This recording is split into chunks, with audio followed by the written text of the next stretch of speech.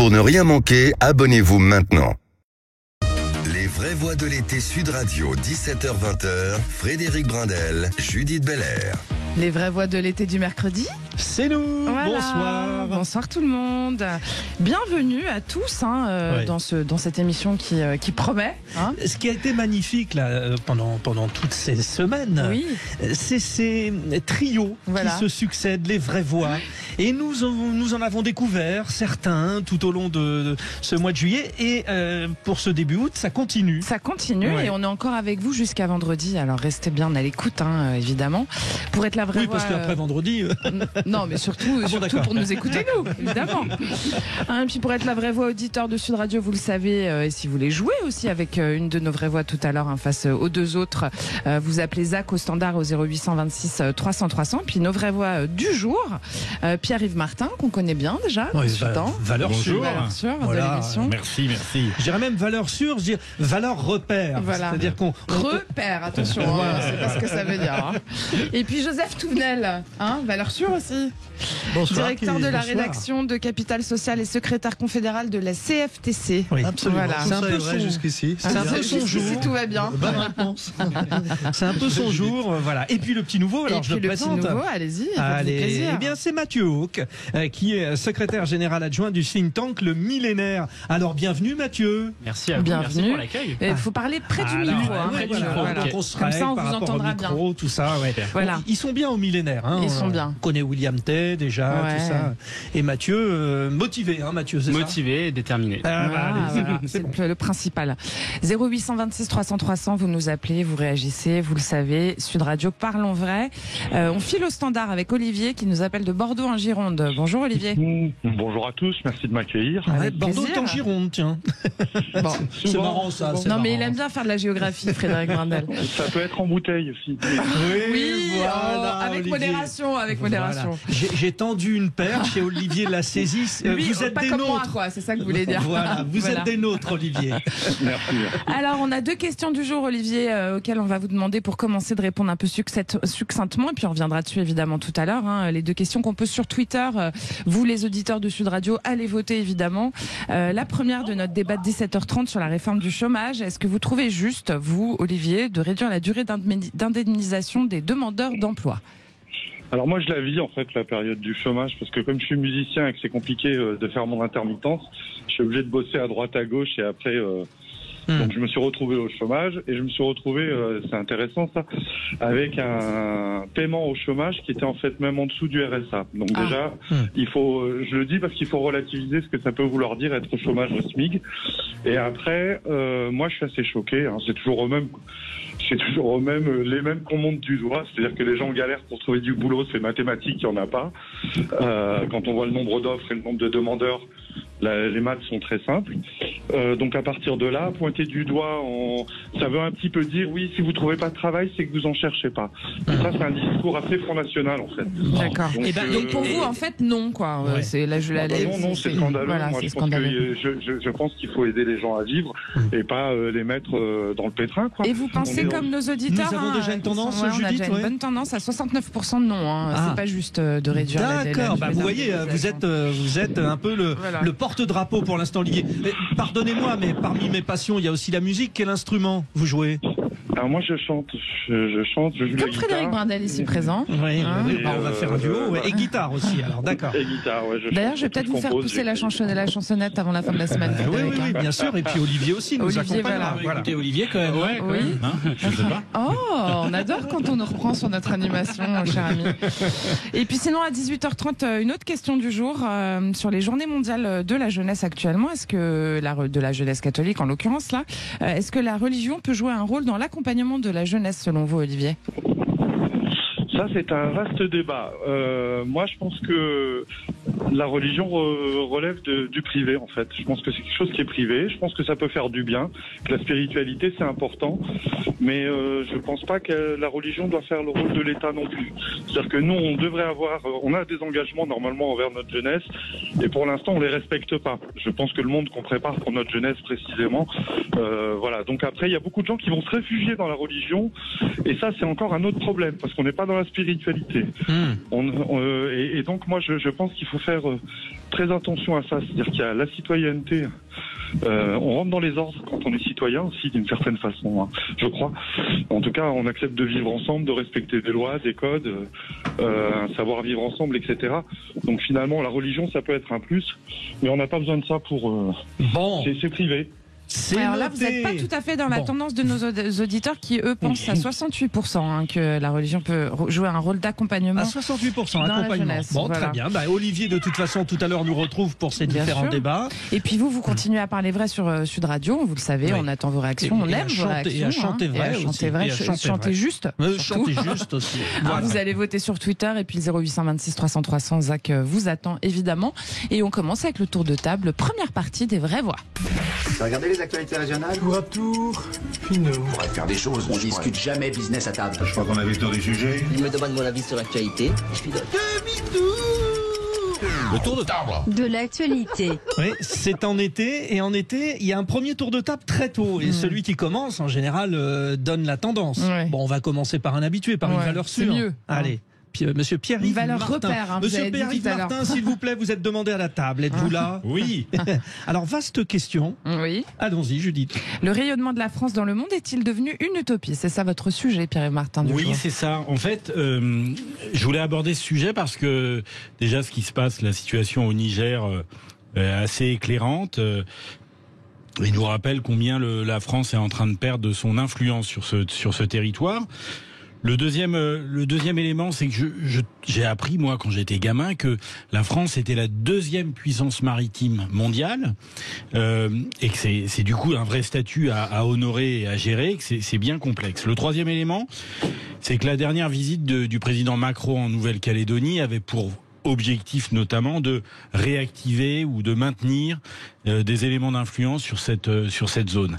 Et on a l'impression que finalement la France est en perte de vitesse, en perte d'influence. Donc du coup, je voulais partager avec les auditeurs et avec vous, les vraies voix, 3 questions. Sans politiser le sujet. Première question, est-ce que la France dispose d'une vision, une stratégie en matière d'affaires étrangères, de relations internationales? Et comme on n'entend pas beaucoup notre ministre des Affaires étrangères, et c'est peut-être très Madame bien comme Colonna. ça, Madame Colonna, tout à fait. En tout cas, l'élément de réponse, il n'est pas si évident. Le deuxième point, c'est est-ce que la France a vraiment les moyens de cette posture de deuxième puissance maritime, mondiale. Et puis le troisième élément, c'est est-ce qu'elle en a l'envie? Parce que finalement, ça suppose des tactiques, ça suppose que la France, comme la Chine peut le faire, comme la Russie peut le faire, une certaine posture un peu agile, un peu souple pour identifier les déplacements de zones d'intérêt, de zones d'influence. Et on a l'impression qu'on fait vraiment partie un petit peu du vieux monde. Voilà. Eh ben, on va commencer avec vous, Mathieu Hoc. Est-ce que vous pensez donc que la France est en perte de vitesse et d'influence? Est-ce que c'est un problème d'envie selon vous ou un manque de stratégie tout bêtement? Je rejoins le constat qui vient d'être dressé, mais je serais peut-être moins décliniste que vous sur les et un peu plus optimiste. Je vais juste poser des questions. Vous noterez que vous êtes décliniste. Non, peut-être pas décliniste, mais voilà. En tout cas, je le vois comme ça. Parce qu'en fait, il y a plusieurs éléments. Moi, je suis d'accord avec vous pour le fait qu'il manque un cap en fait pour le pays. On ne sait pas vraiment où on va. Et moi, je trouve que notre stratégie diplomatique, elle souffre des 2 écueils que l'on a dans notre pays globalement. Le premier, c'est qu'on n'a pas de priorité. On ne sait pas trop si le tournant en fait que l'on veut prendre, c'est la zone Indo-Pacifique, c'est la zone du Moyen-Orient, c'est la zone Afrique subsaharienne. Donc on ne sait pas et en même temps, on ne fait pas de priorité. Et le deuxième point, c'est que sur la question des moyens qu'on veut allouer, et donc des leviers diplomatiques, on est à la fois paralysé par l'Union européenne parce qu'on n'a pas de vision claire et on a des intérêts qui sont divergents et on n'arrive plus à plaider une voix française pour une voix singulière française dans les institutions européennes vis-à-vis de l'Allemagne. Et le deuxième point, c'est qu'on n'est plus en capacité d'activer les bons leviers, les bons moyens, que ce soit militaires, diplomatiques, etc., pour pouvoir avoir nos ambitions. Joseph Touvenel, faire un choix de priorité d'une région, ça serait être un petit peu colonialiste aussi. Mieux vaut être vague sur Je ne sais pas ce que ça veut dire être colonialiste. Si. Vous savez. Je sais que j'ai été un peuple colonisé par les Romains et c'était pas si mal après tout. Ça a fait la Gaule gallo-romaine. Les Romains nous ont amené le vin, nous on leur a amené les tonneaux. Vous voyez, on peut progresser. Vous faites un plébiscite pour la colonisation. Je vais rebondir sur ce que disait Pierre-Yves Martin. Nous a dit quand j'étais enfant, nous étions la deuxième deuxième puissance maritime. Et moi, je vais lui donner une bonne nouvelle. Nous sommes la première puissance maritime en surface. Nous sommes passés il y a un peu plus d'1 an devant les États-Unis. L'ONU nous a accordé des droits sur un certain nombre. Et je crois que effectivement, c'est quelque chose, si on veut avoir un espoir pour la France. Quand je dis la surface pour tout pays, la surface, c'est l'avenir. Eh bien, partons à la conquête paisible, respectueuse des fonds marins, mais partons à cette conquête. Rappelez-vous, les Américains après-guerre, ils ont fait l'admiration du monde entier en disant on va aller marcher sur la Lune. Admiration des Américains, admiration du monde entier, et surtout des découvertes dans tous les sens. C'est-à-dire que emmener un petit bonhomme sauter sur la Lune, ça a permis un développement fantastique. La poêle Tefal, par exemple, l'airbag. Enfin, il y a plein de découvertes, plein de choses que nous, on a. Donc là, ça sera redécouvrir nos océans, c'est ça? Bien sûr. Allons-y. On est partout sur la planète. Première puissance mondiale, effectivement, maintenant, en surface. On a des territoires, des départements outre-mer. Eh bien, allons-y. Ne laissons pas tomber. On a encore un savoir-faire. On a encore quelques entreprises de haute technologie. C'est nous qui sommes les meilleurs pour les recherches en profondeur aujourd'hui encore, avec les records du monde. Alors utilisons ce savoir-faire et ce savoir-être. Puis je vais vous donner une autre bonne nouvelle. À la pause, je vous offre le dernier numéro de Capital Social dont le dossier, c'est la France puissance maritime. Merci Joseph. Pierre-Yves Martin, voilà, Joseph Touvenel sont contents. Voilà. On a même le record d'apnée, je crois. Donc oui, ça c'est. Ça c'est Guillaume Néry a priori. Oui. Vous avez bien raison d'avoir choisi Sud Radio et les vraies voix de l'été évidemment. Bientôt vous allez retrouver Félix Mathieu qui débarque avec ses 3 mots dans l'actu. Puis n'oubliez pas à 17h30 votre grand débat. La question qu'on vous pose sur Twitter aujourd'hui, c'est suite à la réforme du chômage, est-ce que vous trouvez juste de réduire la durée d'indemnisation des demandeurs d'emploi? N'hésitez évidemment pas à voter puis à nous appeler au 0800 26 300 300. C'est on gratuit. Est là. C'est gratuit et on vous attend. On est toujours ravis de vous entendre. Super Zach au répondre. Voilà. Super Frédéric Brindel voilà, aussi. Elle est géniale votre reprise. Allez, à tout de suite. Les vraies voix de l'été Sud Radio, 17h-20h, Frédéric Brindel, Judith Belair. Nous vous accompagnons, que vous soyez en voiture, chez vous, c'est les vraies voix, votre rendez-vous chaque jour de 17h à 20h avec Judith Belair à mes côtés. Les vraies voix qui sont connu pour certains. Pierre-Yves Martin, c'est un habitué. Joseph Touvenel aussi. Mais alors Mathieu Hoc qui fait ses premiers pas. Bienvenue encore une fois Mathieu Hoc dans cette émission Les Vraies Voix. C'est parti. Les Vraies Voix Sud Radio.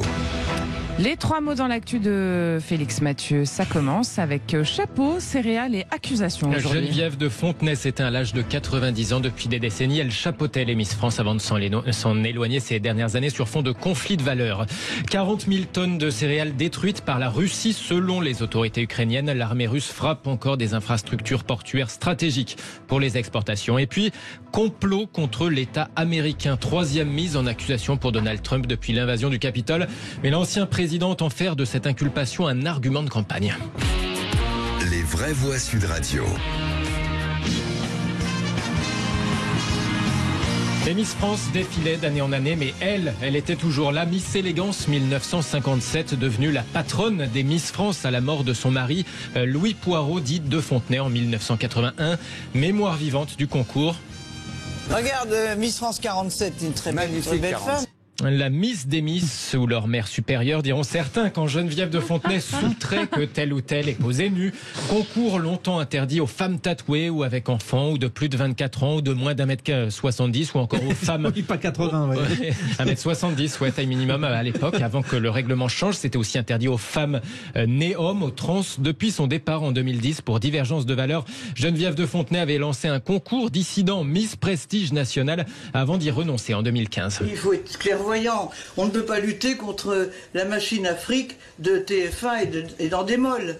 Bon, ils font leur élection, il y a 8 millions de téléspectateurs, ils dépensent 400 000 € pour faire le Zénith, l'aménager. Nous, on n'a pas d'argent, on n'en a jamais eu. Elle avait boycotté le centenaire du concours en 2020, fâchée avec sa successeur Sylvie Tellier. Elle m'invitait, mais j'ai dit vous êtes gonflé. Vous m'invitez à quelque chose qui m'appartient. Elle a volé ma vie, là. Elle a volé.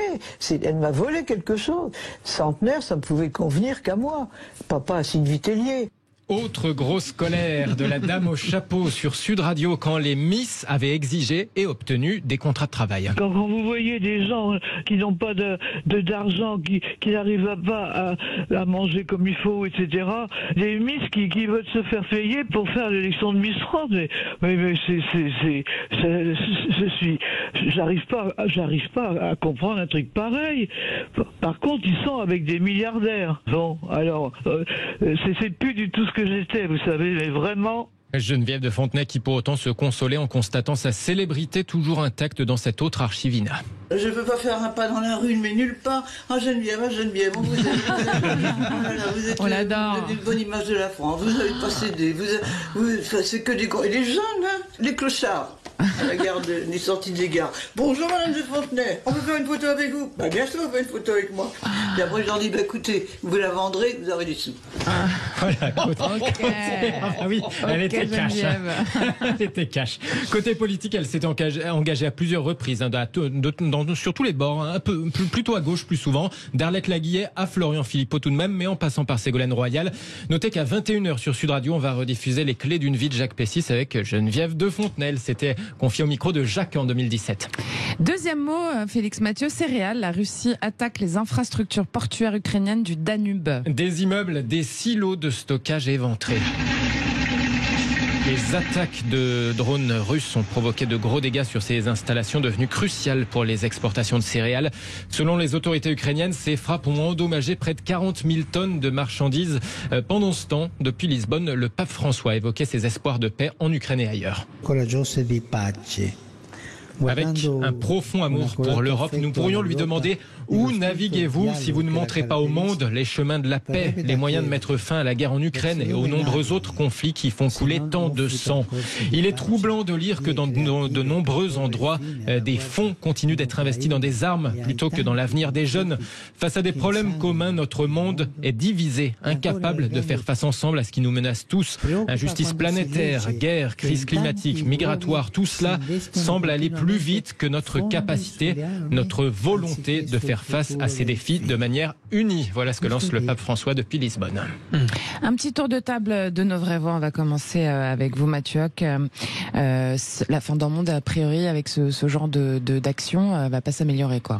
Oui, tout à fait. Et moi, ce qui me marque particulièrement sur cet accord céréalier, c'est qu'il a été fait notamment pour les pays du Sud pour éviter de nouvelles émeutes de la faim. On se souvient en 2005, 2008 des émeutes de la faim dans certains pays d'Afrique, notamment parce qu'il y a un certain nombre de pays d'Afrique, je pense à l'Égypte par exemple, la RDC ou le Soudan, qui sont des pays qui ont entre 40 millions de personnes, voire 100 millions pour l'Égypte, qui sont dépendants à 60 à 80% du blé russe et ou ukrainiens, et qui de fait sont prisonniers de cet accord et prisonniers du jeu de Vladimir Poutine en la matière. C'est terrible parce qu'il y a eu cet accord sous d'ailleurs la bienveillance de la Turquie qui a permis la relance du trafic maritime, en l'occurrence sur les céréales. Et puis Joseph Touvenel, Vladimir Poutine a remis un coup. Et moi, ce qui m'étonne le plus, c'est l'étonnement. C'est la guerre. Et la guerre, c'est jamais bien. La guerre, c'est jamais beau, et ceux qui veulent la gagner prennent tous les moyens pour la gagner. Donc ils prennent les moyens de la famine, parce que c'est ce qui a été dit, effectivement, la pression là-dessus. C'est à la fois la famine pour ces pays, c'est peut-être une immigration encore plus importante, parce que quand j'ai rien à manger, qu'est-ce que je fais là-dessus? Vous avez évoqué Erdogan et la Turquie, qui lui joue avec l'immigration et touche des sommes fabuleuses de l'Europe en disant j'ouvre ou j'ouvre pas le robinet, parce que c'est la guerre. Oui, c'est ça, malheureusement la réalité de la guerre, c'est celle-là. Pierre-Yves Martin, ça va avoir un impact évidemment sur l'inflation ici aussi, vous pensez ?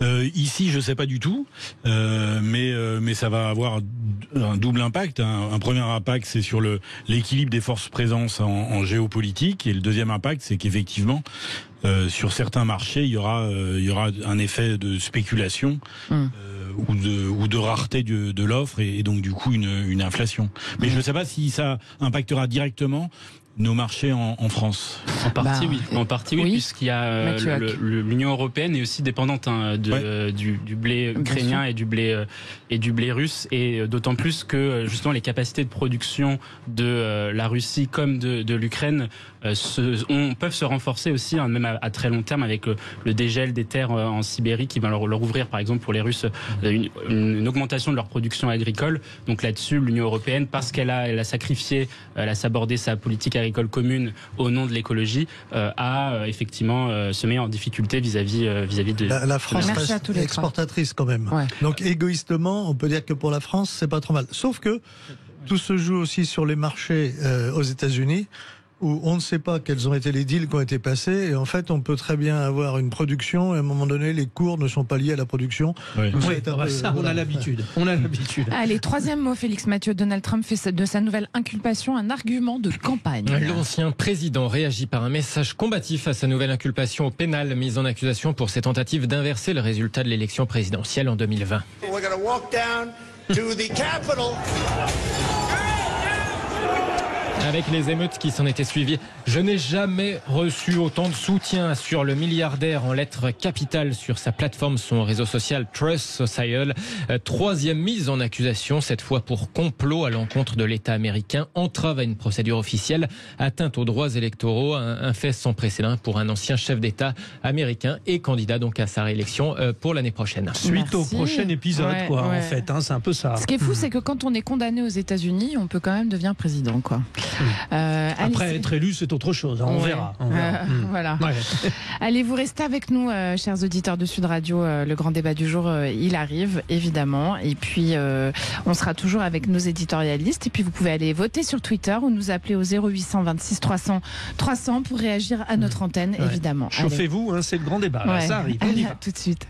Les vraies voix de l'été Sud Radio, 17h-20h, Frédéric Brindel, Judith Belair.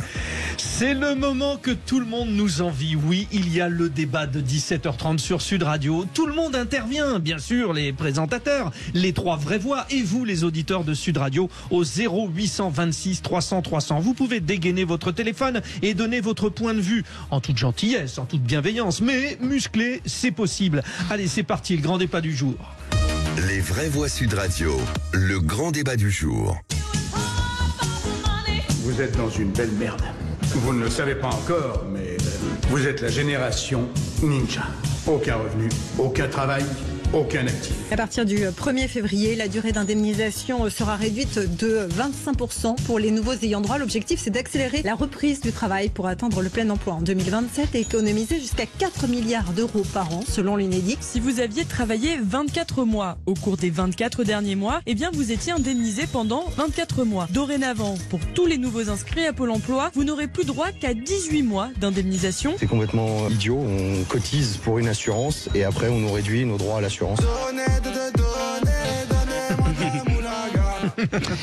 Et voilà, comme vous venez de l'entendre, c'est depuis hier, le mardi 1er août, que les premiers effets de la nouvelle réforme de l'assurance chômage se font sentir. Depuis le 1er février dernier, la durée d'indemnisation chômage de l'ensemble des nouveaux inscrits à Pôle emploi est réduite de 25% en raison d'une situation du marché du travail jugée bonne par le gouvernement, soit un taux de chômage inférieur à 9%. Un demandeur d'emploi qui a cotisé à hauteur de 24 mois, comme vous venez de l'entendre, effectivement, n'a plus le droit qu'à 18 mois d'indemnisation chômage contre 24 mois avant la réforme. Un plancher minimal de 6 mois a toutefois été fixé pour la durée d'indemnisation. Que pensez-vous de cette réforme ? On vous pose la question, pardonnez-moi, sur Twitter. Sur cette réforme du chômage, justement. Est-ce que vous trouvez juste de réduire la durée d'indemnisation des demandeurs d'emploi ? Vous êtes à l'écoute de Sud Radio, c'est un bon choix. L'antenne est ouverte, vous le savez, c'est au 0826 300 300. N'hésitez pas à réagir. Et on reçoit notre invité, Florent Lefebvre, qui est secrétaire général du SIER-IDF et délégué du syndicat central CFDT Pôle emploi. Bonsoir Florent Lefebvre. Bonsoir. Merci d'être avec nous. Vous allez deviser avec nos trois vraies voix qui, je le rappelle, ce soir sont Pierre-Yves Martin, Joseph Touvenel et Mathieu Hoc. Le gouvernement passe un peu en force. Ça change quoi concrètement ? Ça veut dire que aujourd'hui, celui qui entre à Pôle emploi a moins de temps pour retrouver un travail. C'est ça l'idée ? Oui, tout à fait, c'est ça l'idée. Enfin, c'est l'idée qui a été portée par le gouvernement et l'idée qu'on a essayé de passer, c'est-à-dire que pour favoriser le retour à l'emploi, aujourd'hui, on diminue les droits des demandeurs d'emploi pour forcer le demandeur d'emploi à retrouver un travail plus rapidement. On verra bien si l'idée et la loi qui a été passée portera ses fruits. Mais aujourd'hui, pour nous, l'organisation syndicale que je représente, effectivement, c'est une injustice puisqu'on fait porter, la recherche d'emploi et uniquement le fait de ne pas avoir un emploi sur la faute du demandeur d'emploi. Après, c'est un point de vue du gouvernement. Concrètement, ça commence quand? Parce que des personnes qui sont par exemple au chômage aujourd'hui, est-ce que ça leur change leur indemnité? Certains ont une date butoir par exemple, est-ce que ça change? Alors effectivement, comme vous l'avez dit tout à l'heure, ça a pris effet. La loi date du 21 décembre 2022. Elle a été appliquée à partir du 1er février 2023. Mais comme il y a un décalage de 6 mois, puisque effectivement, tout à l'heure ça a été dit qu'il y avait un plancher minimum de 6 mois, du minimum de chômage. En fait, on va commencer à voir l'application et les effets de cette loi à partir donc 6 mois plus tard, à partir du 1er février, donc à partir du 1er août. Donc on va commencer un petit peu à voir les effets de cette loi dans les jours qui suivent. Mathieu Hoc, ça veut dire que quand un demandeur d'emploi ne trouve pas dans son secteur, par exemple parce qu'il est dans une région où il n'y a pas d'emploi disponible dans le secteur où il recherche, il va être obligé de se reconvertir, c'est l'injustice de plus. Sur le cas que vous évoquez, effectivement, c'est plutôt une injustice. Moi, je pense que le gouvernement fait un pari macroéconomique. Il fait le pari qu'a fait l'Allemagne lors des réformes Hartz au début de l'an 2000 ou de ce qu'a fait le Royaume-Uni également, c'est-à-dire réformer le marché du travail puis l'assurance chômage pour pouvoir justement inciter plus vite au retour à l'emploi. En Allemagne, ça a porté ses fruits puisque l'Allemagne était à un taux d'emploi autour de 60% en l'an 2000 et 10 ans plus tard, ils ont 80%. Pour donner un élément de comparaison, en France, nous on est à 66% aujourd'hui. Si notre taux d'emploi augmentait de 15 points, on n'aurait plus de problèmes de dépenses publiques, on serait beaucoup plus capable d'engranger de l'impôt, d'engranger des cotisations sociales. Donc là-dessus, c'est plutôt le pari macroéconomique que fait le gouvernement. Par contre, il va être dépendant aussi du contexte macroéconomique du monde occidental. Parce que en l'an 2000, il y avait des perspectives de croissance importantes, là où aujourd'hui, on est plutôt sur un modèle inflationniste. Ouais, alors ce que dit la Première ministre, qui a envoyé une lettre de cadrage aux différents syndicats, il fallait s'y attaquer en période de chômage élevé parce que le niveau d'indemnisation doit être une condition incitative du retour de travail. Donc c'est parce que tout va bien qu'on y va. Joseph Touvenel, est-ce que vous pensez que tout va bien? Non, mais c'est la bonne question. Ce qui est très intéressant, c'est la théorie semble séduisante. La théorie, c'est la durée d'indemnisation modulée selon le marché du travail. Il y a plus de boulot, on baisse. Ça, c'est très séduisant. C'est le bon sens des énarques. Oui, mais ça n'a aucun sens. Je prends 2 exemples. Vous prenez la Vendée. 5% de taux de chômage, c'est-à-dire c'est le plein emploi depuis déjà plusieurs années. De l'autre côté, vous prenez les Pyrénées-Orientales, près de 12% de taux de chômage, et vous appliquez la même règle nationale. C'est un peu comme si on décidait qu'en France, vu de l'ENA, vu du ministère des Finances, tout le monde chausse du 41,5, et donc tout le monde doit chausser du 41,5. Eh bien, c'est pas ça. Il y a des problèmes géographiques, il y a des problèmes qui sont liés aussi à des secteurs d'activité. Il y a des secteurs d'activité qui embauchent, et là, il y a un vrai problème avec des entreprises qui n'arrivent pas à trouver, il faut vraiment se poser la question. Et il y a d'autres secteurs d'activité où on n'embauche pas. Mais il y a des gens qui ont des savoir-faire qui correspondent à des secteurs d'activité qui n'embauchent pas. Donc en fait, mettre la même règle pour tout le monde, pour moi, c'est vraiment un non-sens. Et troisième chose, on a les seniors. Quand je me fais virer du monde du travail à l'âge de 55 ans, on peut toujours me venir chanter vous allez prendre la retraite plus tard et vous allez retrouver du boulot parce que je diminue vos indemnités. C'est pas la même chose qu'à 30 ans. Ça fait des chômeurs qui sont plus indemnisés et ça fait des gens qui ont des droits à la retraite qui baissent parce que si je ne suis plus au chômage, j'ai mes droits à la retraite qui baissent. Pierre-Yves Martin, est-ce qu'il faudrait faire, finalement, si on écoute ce qu'on entend autour de cette table, il faudrait faire du sur-mesure, du cas par cas, en fait, et c'est un peu compliqué quand même. Ouais, c'est un peu compliqué, mais je suis complètement d'accord avec vous. Je trouve que je sais pas si la question est trop large et du coup nécessiterait d'être affinée ou si il faut effectivement avoir cette approche de sur-mesure.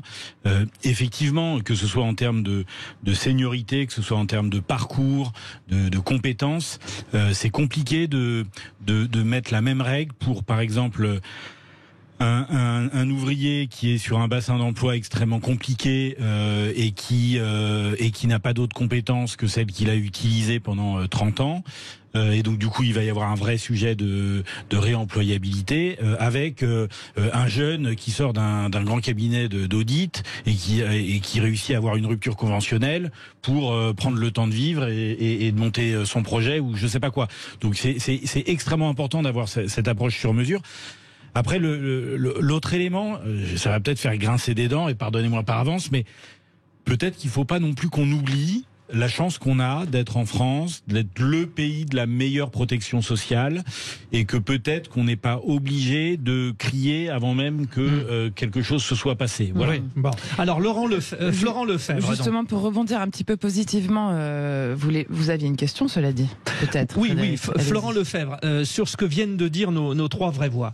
Est-ce que aujourd'hui, parce que il y a pénurie d'emplois dans certains domaines, mais est-ce qu'aujourd'hui on peut dire qu'il est facile de retrouver un travail pour tout le monde? C'est là la difficulté. C'est effectivement, vous l'avez bien dit, enfin, tout le monde l'a bien dit précédemment. C'est-à-dire qu'effectivement, il y a une disparité, une grande disparité des situations, que ce soit géographique ou même des situations, j'allais dire, personnelles des gens. Il y a des métiers dits en tension, ça a été dit tout à l'heure, où effectivement, il y a une vraie recherche d'emploi, où il est facile de trouver un employeur, ou même, j'allais dire, l'employé ou le futur employé est en position de force pour aller chercher, pour chercher un employeur dans des métiers dits en tension, comme ce soit l'hôtellerie-restauration ou alors dans des métiers beaucoup plus, j'allais dire, techniques ou à des capacités, des métiers beaucoup plus recherchés comme quand on est infirmier, on peut choisir très bien où est-ce qu'on veut aller travailler. Voilà, il y a d'autres métiers où effectivement où l'employabilité est beaucoup plus faible et là on se trouve en réelle difficulté et en fait et la question du projet professionnel se pose, à savoir se réorienter sur des métiers où il y a des fortes tensions. Et voilà, c'est cette grande disparité de situation qui donne une difficulté à une réponse uniforme. Florent Lefebvre, pour rebondir justement sur ce que disait aussi Pierre Martin tout à l'heure, du point de vue un peu plus positif des choses, on en parlait la semaine dernière chez Pôle emploi, vous étiez là au mardi de l'emploi de la semaine dernière, chez Pôle emploi vous avez mis en place quand même un système de reconversion, de suivi des formations, des reconversions professionnelles qui peuvent permettre en fait aux gens qui ne trouvent pas dans leur secteur de suivre des formations pour se reconvertir un peu à tout âge aussi. Tout à fait. Mais je pense que, voilà, comme ça a été dit précédemment également, l'objectif aujourd'hui, c'est, j'allais dire, d'inciter, pour pas dire forcer, c'est d'inciter les demandeurs d'emploi à se réorienter en diminuant, j'allais dire, le droit ou la durée d'indemnisation du chômage. C'est d'inciter, j'allais dire, les demandeurs d'emploi à aller vers des filières avec une plus grande employabilité.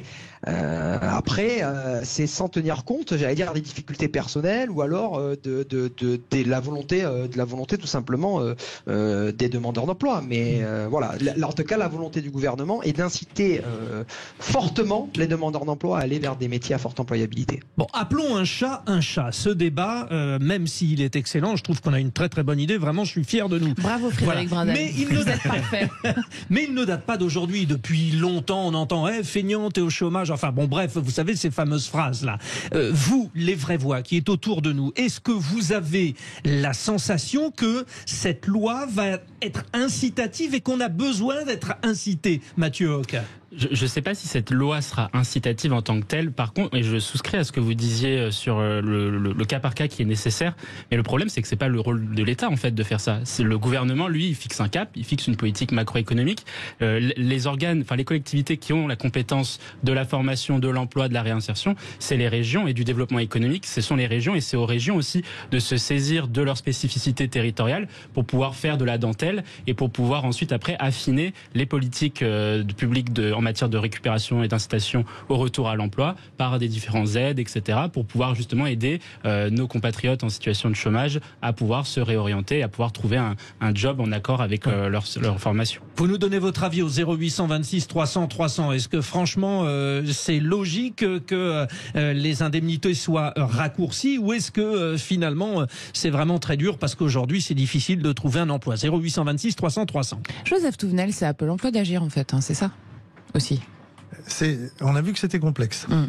Mais le réduire pensons à ceux qui sont vraiment dans la difficulté, qui sont pour moi prioritaires. Réduire leur temps d'indemnité, c'est réduire leur espoir de vie. C'est les mettre dans des grandes difficultés. C'est les mettre dans les systèmes sociaux où on va venir avec le RSA, etc. Donc la solution, c'est effectivement lutter contre la fraude parce qu'il y en a. Notamment par des gens qui sont un peu au chômage et qui travaillent au black. Responsabilité personnelle de ces personnes, responsabilité des entreprises. Moi, quand je passe sur les quais de Seine en venant de ma banlieue, devant un point P le matin, et que je vois 15 personnes qui sont là à attendre pour être embauchées au noir, si je les vois depuis des années, comment se fait que les services de l'État ne les aient pas vus depuis des années? Ça veut dire que ça, c'est une concurrence déloyale pour les personnes du bâtiment qui emploient légalement et qui payent les charges. Il y a peut-être un combat prioritaire, là, avant de s'en prendre à ceux, pour un certain nombre, qui ne trouvent pas d'emploi parce qu'il n'y en a pas dans leur région, parce qu'ils sont trop âgés. C'est aussi les priorités. Un mot sur ce que disait Mathieu tout à l'heure, l'exemple de l'Allemagne et l'exemple de l'Angleterre, j'ai plus les chiffres en tête, mais c'est très intéressant, parce que quand ils ont pris des mesures, qu'est-ce qui se passe dans les statistiques? Il faut regarder les statistiques d'invalidité, ils ont explosé. C'est-à-dire qu'ils ont vidé leur masse de chômeurs. Alors en Angleterre, c'est en millions, hein. Ça dépasse le million de personnes qui étaient au chômage. On réduit les droits, on renforce les trucs, mais ces personnes deviennent invalides. Donc c'est toujours à la charge de la société, sauf que là c'est définitif, ils sont invalides.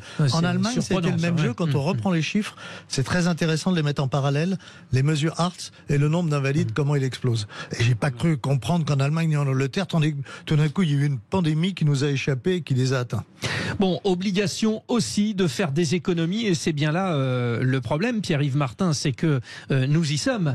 Le gouvernement n'a pas souhaité être un ponctionnaire, mais il faut maintenant trouver de l'argent.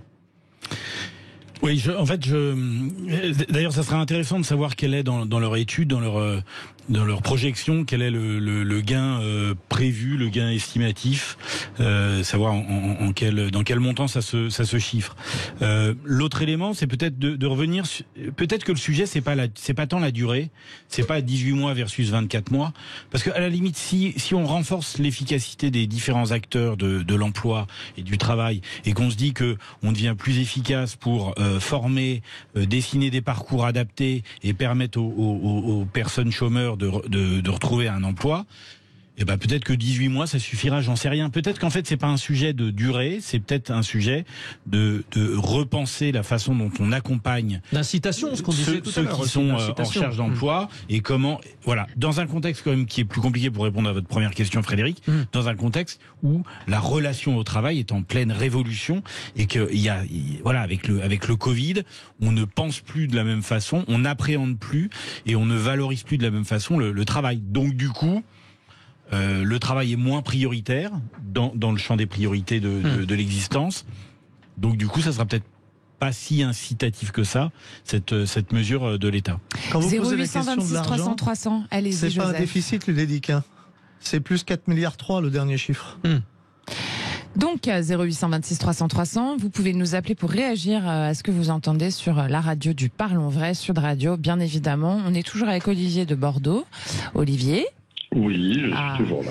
Alors Olivier, vous êtes chômeur, hein, vous l'avez dit tout à l'heure, et pas par choix. Et en plus, vous touchez moins que le RSA. Donc comment est-ce que ça vous fait réagir tout ce que vous venez d'entendre? Moi, je crois qu'on a déjà une philosophie qui pose problème. Hein. Je trouve que c'est un peu un effet d'annonce idéologique qui pointe du doigt les gens qui sont déjà en difficulté. Il y a même dans cette philosophie, à mon sens, une arrogance et un mépris social des énarques qui nous pondent ces lois. Alors ça, c'était pour le commentaire. Pour ce qui est des économies, si on veut vraiment trouver de l'argent, c'est pas compliqué en France. Hein. On est devenu un paradis fiscal pour ultra riches. Hein. Ils payent 2% d'impôts alors que nous, on en paye 50%, les classes populaires, les classes moyennes. Donc après, il y a toujours le problème que si on leur prend l'argent, ils partent. Donc c'est toujours le débat, Olivier. Ça, c'est un mythe. Ça, c'est un mythe. Si on décide de les taxer, même s'ils partent, ils resteront. Ça posera pas le problème. Ça se fait aux États-Unis. Ça, on sait faire. C'est pas forcément un problème. Ça, c'est une remarque pour l'argent. Bon, après, moi déjà, je voudrais vous faire remarquer que 4 mois dans la vie de quelqu'un qui est dans la précarité, c'est long. c'est long, c'est important et ça représente beaucoup. Quand on est dans la précarité, qu'on cherche du travail, c'est compliqué aussi de se conditionner, d'être bien pour trouver du travail. Souvent, on conseille aux gens qui sont déjà en poste de trouver un travail parce que précisément, ils n'ont pas cette pression-là. Mais on l'a quand on est au chômage. C'est-à-dire que c'est compliqué. Moi, aujourd'hui, j'ai 56 ans. Je sais que c'est mort. Je suis désolé. J'envoie 250 CV, je sais que c'est mort. Donc c'est comme ça, voilà. Vous cherchez dans votre domaine d'activité qui est donc le monde du spectacle ou vous ouvrez le monde du spectacle, je suis précaire dedans, mais c'est le seul où je trouve à travailler, moi, en fait. D'accord. Et moi, j'ai une licence, j'ai fait un master. Enfin bon, je suis diplômé en plus. C'est pas forcément la question. Il y a des statistiques RH. Moi, j'ai fait des études RH justement. Il y a des statistiques RH qui expliquent clairement que la première discrimination dans l'embauche, c'est l'âge. Voilà, c'est un fait, c'est comme ça. Donc après, dans quelle société on veut vivre et comment, si on n'arrive pas à, parce que c'est pareil pour l'emploi, moi j'y vais régulièrement, la formation professionnelle, tout ça c'est bien gentil, mais ils n'ont pas de moyens. Si on veut se faire payer une vraie formation, il n'y a pas de moyens. Voilà, il y a des limites, il y a des limites sur et on est nombreux, ce que je peux entendre à un moment donné. Donc oui, il faut tout repenser, mais en l'état, balancer une loi comme ça, alors qu'on n'a pas vraiment fait une réforme des moyens qu'on met pour aider les gens à trouver du travail, c'est encore une nouvelle discrimination qui va encore frapper les plus précaires. Bon, sur Pôle emploi, justement, il y a quelqu'un qui peut vous répondre. Oui, Florent Lefebvre, ce qu'on entend un peu dans les propos d'Olivier, c'est déjà du mécontentement et du malaise face à cette arrogance et ce mépris social. C'est lui qui dit ça des énarques qui veulent légiférer une énième fois. Également, le problème des moyens mis en œuvre pour les formations. Oui, de toute façon, aujourd'hui, malheureusement, effectivement, c'est un discours qu'on entend et qui est entendable et qu'on entend, j'allais dire, de plus en plus à l'accueil de Pôle emploi, puisqu'aujourd'hui, vous avez pu le voir, malheureusement, il y a de plus en plus, j'allais dire, Pôle emploi est le récipiendaire du mal-être social et du mal-être sociétal, j'allais dire, de demandeurs d'emploi. Et donc, aujourd'hui, quand on n'arrive pas, à résoudre ces problèmes-là, qu'est-ce qu'on fait ? On vient à l'accueil de Pôle emploi comme des différents services publics et on exprime un mal-être et souvent ça s'exprime par, une augmentation des incivilités ou des agressivités parce que voilà, c'est le trop-plein qui fait déborder le vase et de temps en temps ça débouche malheureusement sur des drames comme on l'a pu le voir. Mais c'est parce qu'on n'est pas en capacité de répondre à une situation de précarité sociale comme ça a pu être exprimé beaucoup de fois. Et effectivement, Pôle emploi fait au mieux avec les moyens qu'il a, et après on peut toujours s'améliorer, tout le monde peut s'améliorer, et l'institution peut et doit s'améliorer. Après, je ne sais pas si l'amélioration passe par forcément la digitalisation, comme le veut aujourd'hui la grande tendance actuelle. Ouais, alors, bon, nous avons la présence dans nos trois vraies voix d'un syndicaliste, Joseph Touvenel. Est-ce que, si on résume la situation comme ça, vous aviez une très bonne situation, vous devenez senior, plus de 50 ans. Ça va être très difficile de retrouver un travail, sauf si vous acceptez de déménager à l'autre bout de la France, sauf si vous acceptez de faire moitié moins chaque mois en rentrée d'argent. C'est un peu ça l'idée ? C'est pour ça qu'il y a un certain Emmanuel Macron qui avait déclaré « Jamais nous ne toucherons aux lois sur la retraite, on demandera aux gens de travailler plus longtemps tant qu'on n'aura pas réglé le problème des seniors. » Eh bien, le jour où il a réglé le problème des seniors, effectivement, on pourra revoir sur ces mesures. C'est encore une promesse politique totalement inconséquente. C'est ce que vous mettez dans la balance, les syndicats. Alors vous parlez uniquement au niveau de votre syndicat, mais il y a une intersyndicale quand même. Je suis pas les syndicats. Moi, ce que je pense, c'est sur l'UNEDIC. Confions la responsabilité vraiment aux partenaires sociaux, c'est-à-dire patronat, syndicat. Que l'État nous laisse gérer nos affaires pour ce qui est des salariés du privé. Parce que quand on les gère, on peut s'engueuler tous les 3 ans ou tous les 4 ans, mais c'est pas mal fait. Regardez les retraites. Il y a une caisse de retraite obligatoire pour tous les salariés du privé. Surcomplémentaire du privé. Pas un déficit, pas un emprunt, 70 milliards de réserves. C'est géré par qui ? Par les partenaires sociaux. Que l'État nous laisse gérer nos affaires et nous laisse gérer l'emploi, notamment, et le chômage, peut-être qu'on sera plus efficace. Si on l'est pour les retraites, il n'y a pas de raison qu'on ne le soit pas pour le travail. Merci à vous tous. Pierre-Yves Martin, que l'État laisse complètement les partenaires sociaux gérer, c'est un peu une utopie totale, non ? Non, pas forcément. Non, je suis assez d'accord. C'était pourtant la base au départ, mais c'est vrai que ça peut devenir une utopie. Non, en tout cas, l'État n'a pas encore complètement démontré sa capacité à être un bon gestionnaire. Mais peut-être ça va venir à l'avenir. Et je trouve que c'est, en termes de tissu social et de représentativité, je trouve ça plutôt intéressant, ce concert de partenaires sociaux, mais dans lequel l'État doit quand même donner une ligne de conduite, un principe directeur. Bon, c'est l'heure de jouer, hein. Allez, remercions Florent Lefebvre, secrétaire général du SIER-IDF, délégué du syndicat central CFDT à Pôle emploi. Merci pour vos éclairages. Et vous, ne partez pas trop loin, on revient avec le quiz de l'actu sur Sud Radio. À tout de suite.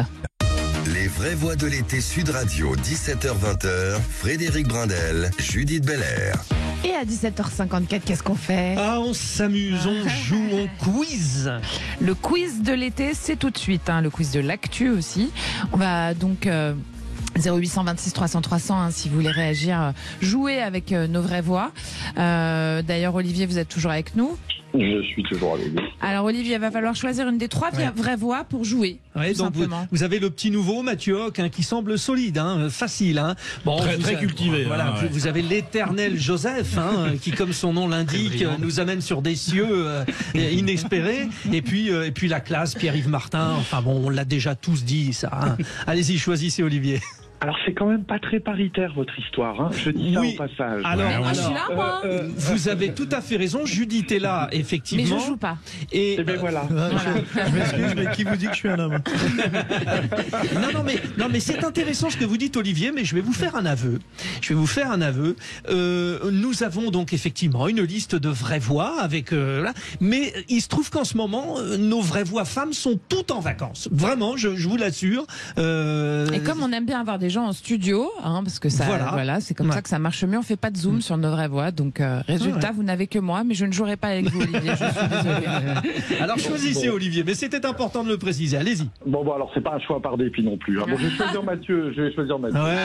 C'est vrai qu'on le sent bien, ce Mathieu. Donc Mathieu et Olivier, vous faites l'équipe A, et puis les Pierre-Yves et Joseph, vous faites l'équipe B. Allez, c'est parti. Question A. Allez, tarantintin. Alors c'est un spécial département, attention, si vous connaissez les départements de France. Allons-y. Géographie, moi je sais pas moi qui pourrais vous aider, heureusement que je joue pas avec vous. Alors, quelle ville est la préfecture de l'Allier? Moulin. Non, qu'est-ce qu'on vient de dire? Pierre-Yves, on vient de dire, quand on pose à l'équipe avant on avait le droit de tricher. Voilà. Mais avec vous, c'est pas possible en fait. Je le dis hors antenne. On les respecte. Je le dis hors antenne, et évidemment, boum, Pierre-Yves, pourtant c'est la rigueur et tout ça. Vous le saviez, Olivier? Non, je ne le savais pas. Bon, d'accord. Vous le saviez, Mathieu? Je l'avais. Il l'avait, Mathieu, donc ça fait 1-0 de l'équipe B. 1-0 pour l'équipe A. Bon, c'est maintenant à l'équipe... si, maintenant, justement, mais vous n'avez rien compris, Pierre-Yves. C'est à l'équipe B. Je fais mon mauvais caractère. J'ai vu les chanchons, monsieur. C'est parti, top. Quelle ville est la préfecture de la Creuse? Vous pouvez parler, Pierre-Yves. Si vous voyez leur tête... Attendez, Olivier, attendez, c'est pas encore à vous. Vous allez peut-être pouvoir leur prendre le point. Non. Donc là, c'est... enfin, la Creuse. Mais je comprends pas, pour quelqu'un qui défend les territoires français, Joseph Touvenel, quand même. Mais les territoires pleins, mais tout le monde n'est pas bon en géographie comme vous. Alors, donc, l'équipe B peut répondre. Olivier... Guéret, Olivier, bravo. Superbe. Et ça vous fait 2 points parce que vous avez pris les points de l'autre équipe. Donc, ce qui n'est pas très fair-play d'ailleurs. C'est comme ça, Nous sommes durs, exigeants, et c'est ce qui fait notre renommée, Judith. C'est excellent. Allez, équipe A. Allez, quel département porte le numéro 88? L'équipe A, Olivier et Mathieu. Moi, je dis rien. Les Vosges. Oui, les Vosges. Super. Incroyable, quelle culture G. Vous aviez raison de choisir Mathieu. Cette jeunesse, vraiment. Bon, mais ils n'ont pas dit leur dernier mot, l'équipe B, Joseph et Pierre-Yves. Attention, top. Quel département porte le numéro 79? La Haute-Savoie. La Haute-Savoie. Non. Allez, Pierre-Yves. Allez-y, Pierre-Yves. C'est pas le Charente-Maritime. C'est à côté. Vous n'êtes pas loin. Allez-y. Poitou. Non, Poitou, c'est pas un département. Vous n'êtes vraiment pas très très fort. Alors vous pouvez prendre la main, Olivier et Mathieu, c'est à vous. Les Deux-Sèvres. Les Deux-Sèvres, oui, bien sûr. Niort, les chamois niortais. Vous êtes en train de mettre la plus grosse correction de l'histoire de notre mois. On peut dire parlons vrai, c'est une grosse branlée. C'est ce qu'on appelle parler vrai, effectivement. On peut pas dire mieux. Allez, équipe A pour l'honneur. Dans quel département français se trouve la ville de Vienne? Ne dites pas en Autriche, hein, parce qu'on a bien dit département français. Hein. Attendez, ça c'est... Allez-y, Olivier. C'est dans le Limousin. Non, c'est pas dans le Limousin, Mathieu. Mathieu. La haute... Non, c'est... Non, allez, hop, l'équipe B, vous pouvez reprendre 2 points là-dessus. Vienne.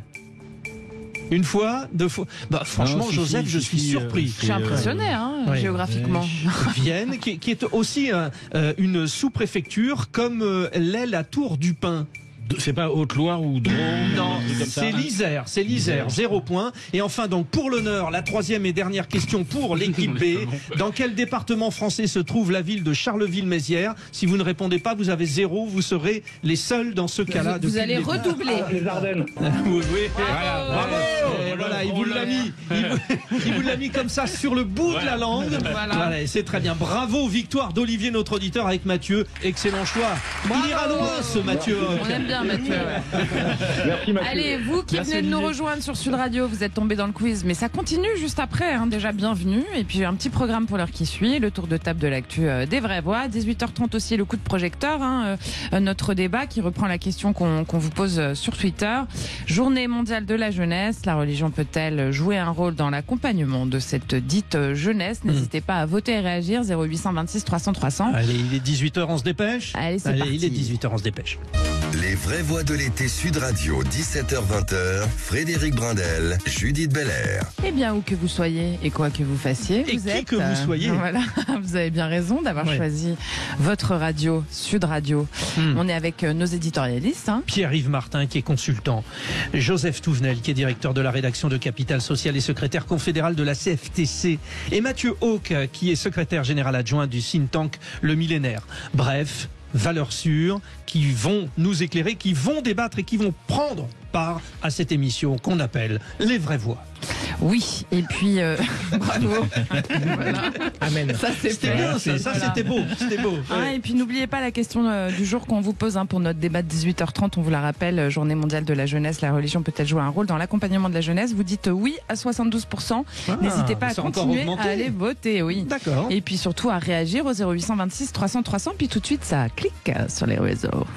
Les vraies voix Sud Radio, ça fait du clic sur les réseaux sociaux. Vous aimez bien quand je le dis en anglais? Ouais, je vibre.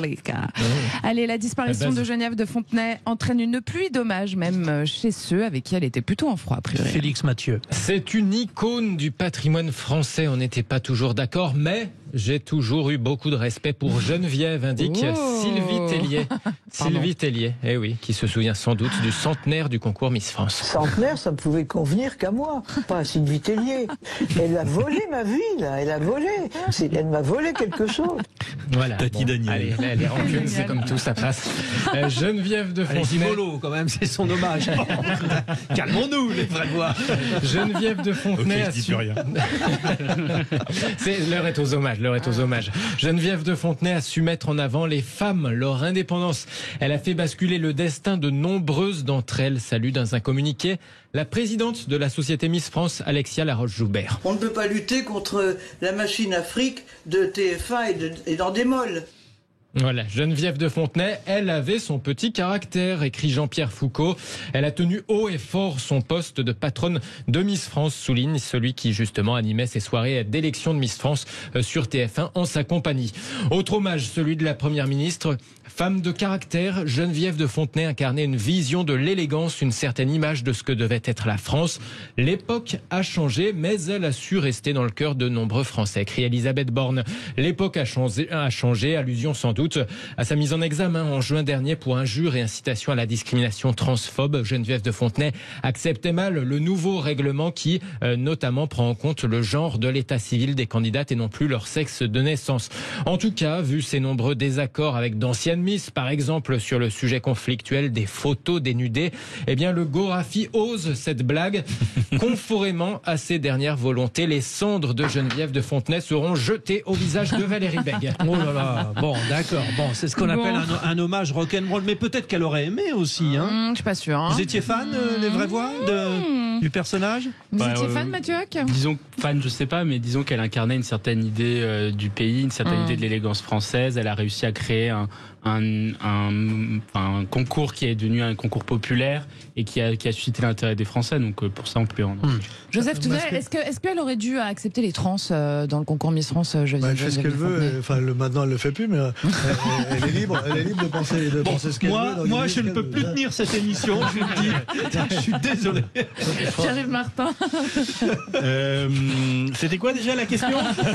Est-ce qu'on aurait dû mettre des trans dans le concours de Miss France? Non, je pense pas, mais par contre, moi je garderais de cette personne, non pas l'image ou le symbole de l'élégance à la française, parce que pour moi elle l'incarne pas trop, désolé, mais plus comme un esprit déterminé. Non, mais c'est encore plus profond ce que je dis. Oui. C'est-à-dire que je me focalise pas sur la paillette, je vais dans la profondeur de l'esprit. Oui, vous avez raison. Dans ce qui l'anime. Allez, autre sujet.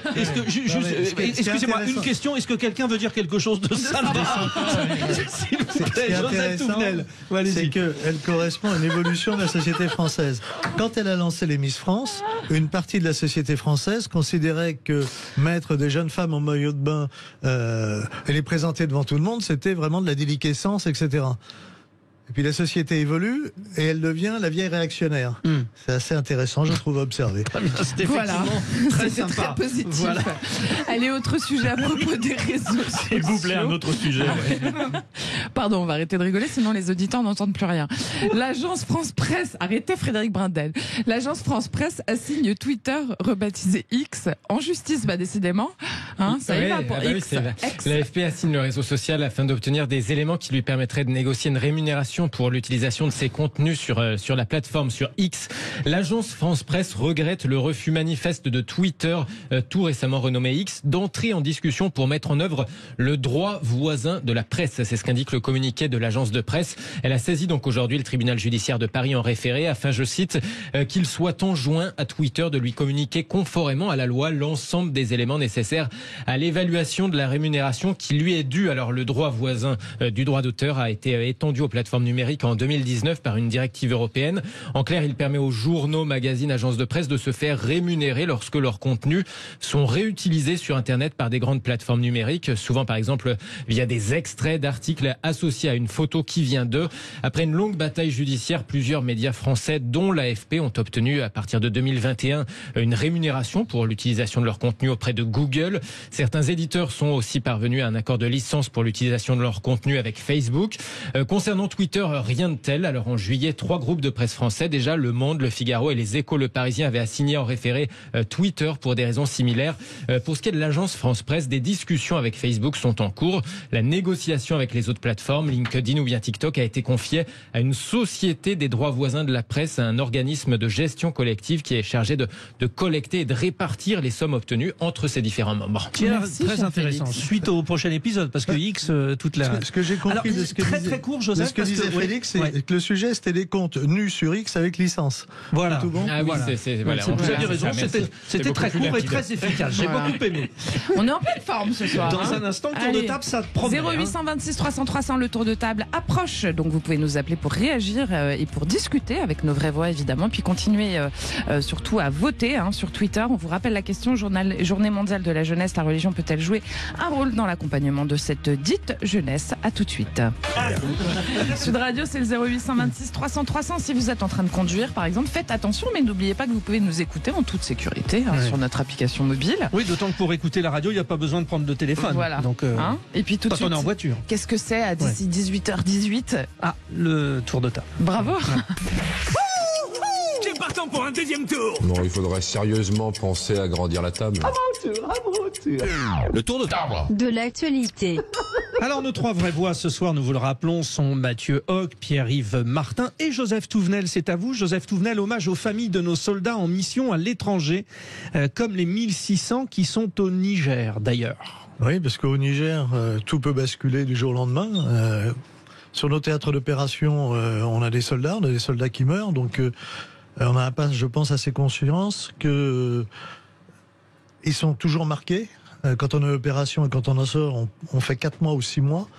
Donc on est marqué psychiquement, on est marqué souvent physiquement. Quand on rentre en France, il y a un décalage qui s'est fait avec les familles. Il y a un décalage aussi pour les familles. Il y a notamment beaucoup de compagnes ou de femmes de militaires qui ont été enceintes, qui ont accouché en l'absence de leur mari ou de leur compagnon. C'est pas facile à vivre. Il faut refaire les choses. Il y a des enfants qui ont eu des joies scolaires, des joies sportives, qui n'ont pas pu les partager avec leurs parents, leur mère. C'est moins fréquent et c'est souvent leur père. Et je trouve qu'il faut qu'on pense à ce traumatisme, ces risques, cette difficulté qu'ont les familles qui restent, les militaires évidemment, mais aussi tous ceux qui restent à l'arrière. Je leur dis merci parce qu'ils nous protègent. Ils sont au service de la nation, ils sont aux ordres de la nation. Ils peuvent en mourir. Mais de toute façon, la tâche est toujours très difficile, notamment psychologiquement.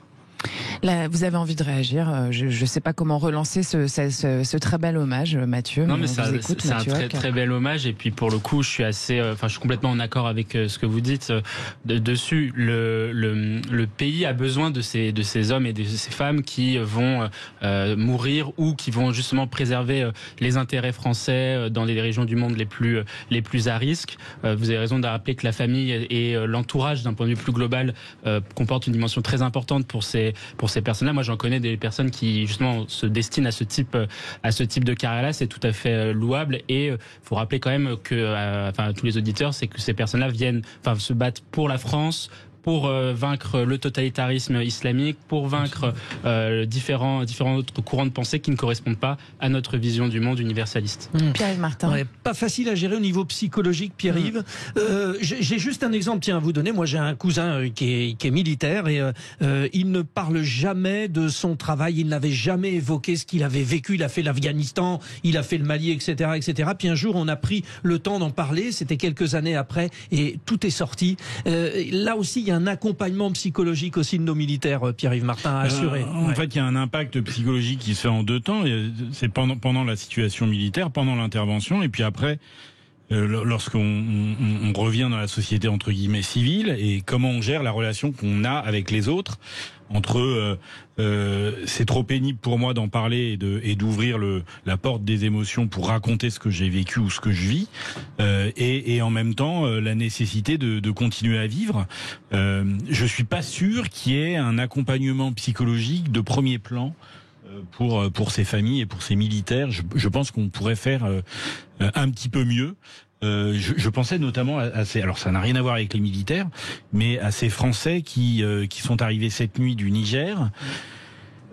Et en fait, juste ça, psychologiquement, ça doit être un petit peu compliqué. Là, on s'éloigne un peu de votre sujet, pardonnez-moi, mais ça doit être un peu compliqué de se retrouver comme ça avec un t-shirt, un pantalon et c'est tout, avec tout à reconstruire, de l'incertitude, etc. J'espère qu'il y a des cellules psychologiques, mais j'ai pas entendu parler ce matin de cela, en tout cas. Les armées ont fait des gros progrès là-dessus. Quand quelqu'un revient d'OPEX, il y a un SAS de décompression qui est organisé, on rentre pas directement dans la famille. Okay. Il y a un suivi qui est effectué. Après, rien n'est parfait, mais effectivement, vous avez raison. Les populations civiles qui rentrent, elles sont laissées elles-mêmes, bien souvent. Je crois pas qu'il y ait vraiment un suivi là-dessus, avec un traumatisme. Je quitte un pays auquel j'étais forcément attaché quand j'y vivais. Mathieu Hoc, votre thème c'est le jour du dépassement pour une écologie du progrès aujourd'hui. Je dis juste pour les auditeurs on a un jour en moins sur le dépassement en question justement de notre utilisation des ressources. Donc c'est pas mal, mais c'est très très peu parce que je crois qu'il faudrait une vingtaine de jours par an, si j'ai bien compris, pour qu'on arrive à pas dépasser les 2 degrés et tout le team dans les années qui viennent. C'est ça. C'est à partir d'aujourd'hui. C'est à partir d'aujourd'hui, à partir de ce soir. C'est-à-dire qu'en fait aujourd'hui marque le jour du dépassement pour la planète. Donc c'est-à-dire que ce soir, l'humanité aura épuisé toutes les ressources renouvelables que la Terre a à offrir pendant une année. Et là-dessus, ça veut dire qu'on est en août, et non pas en décembre. Donc ça veut dire qu'on surconsomme trop les ressources. Et ça se traduit du coup en conséquence sur les gens avec 2 points. C'est le réchauffement climatique avec le scénario de 2 degrés qui se confirme d'ici 2050.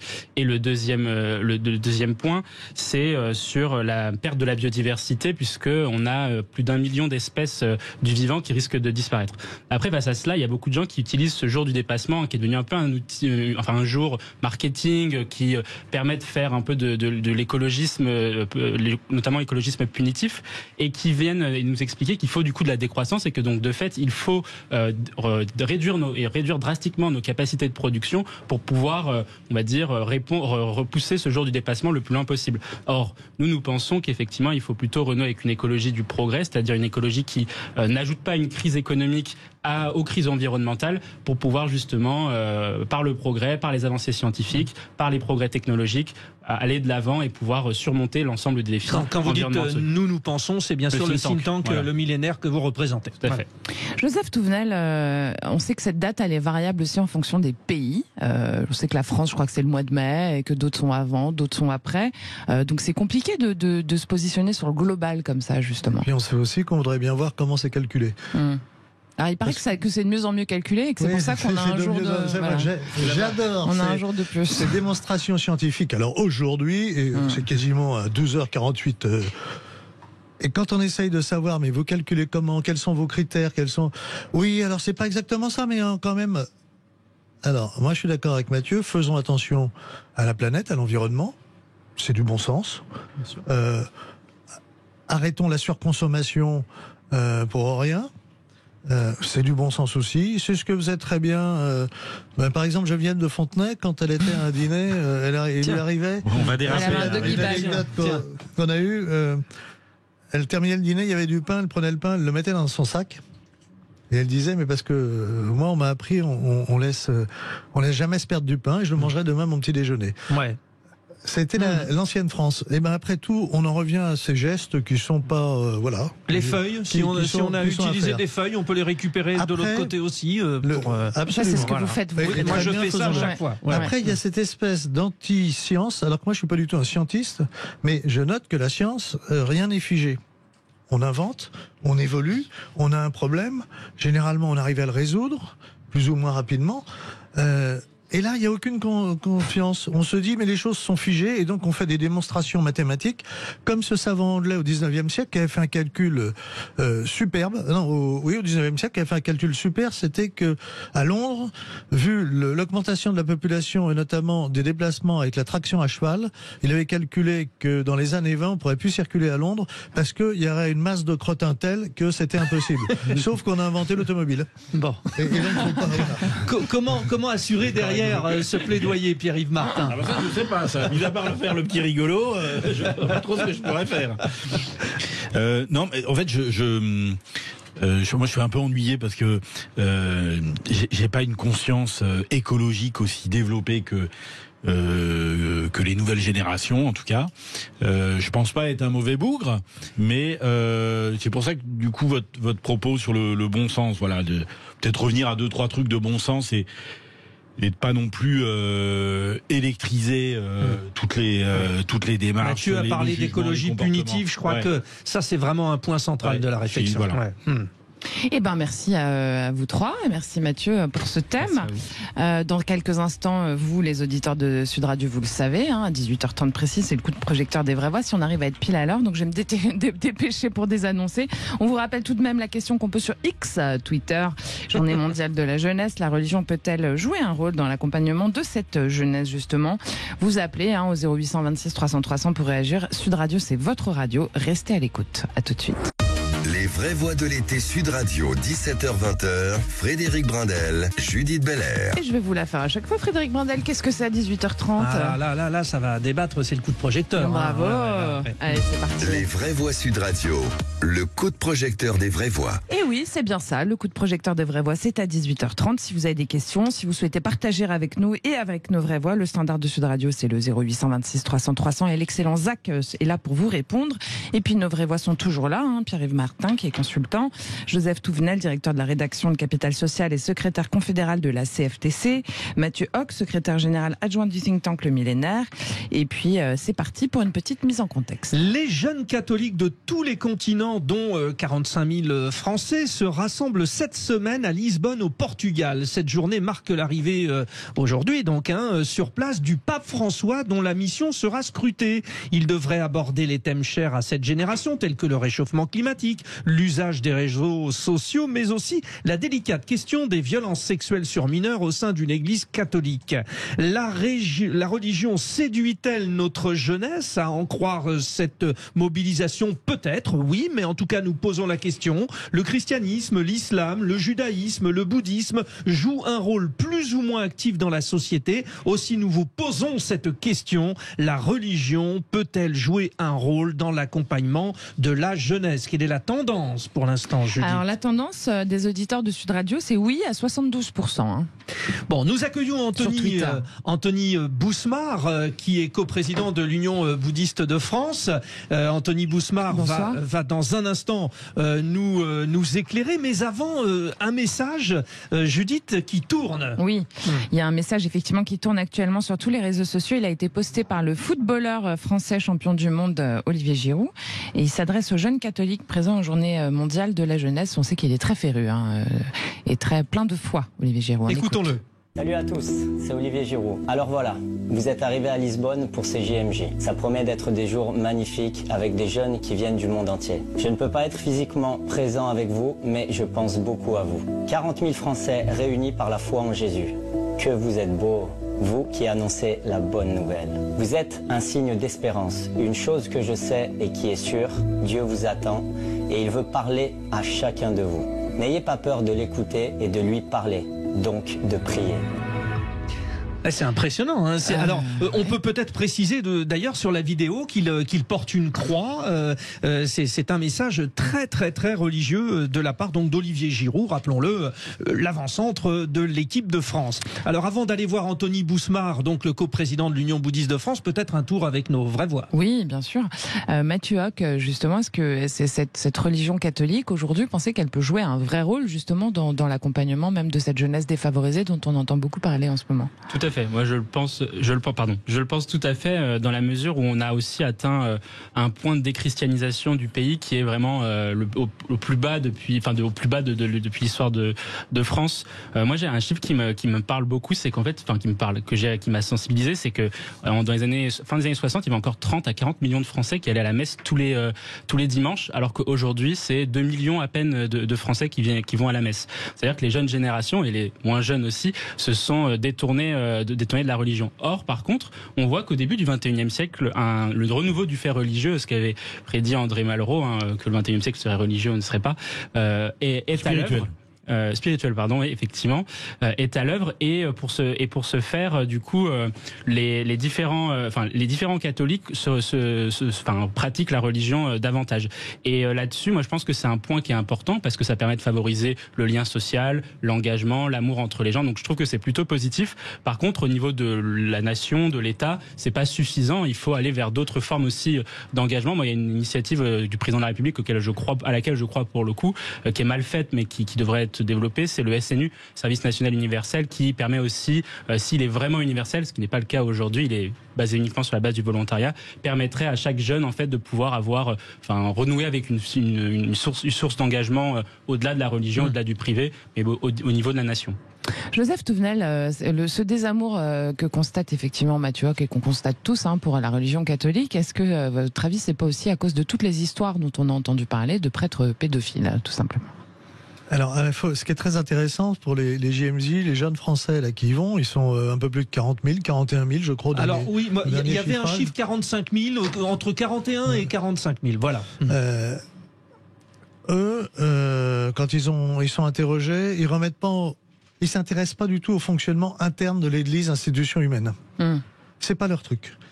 Ils condamnent évidemment ce qui a pu se passer avec les horreurs, qui sont condamnables au sein de l'Église ou ailleurs, parce qu'il n'y a pas qu'au sein de l'Église, mais ça n'excuse rien.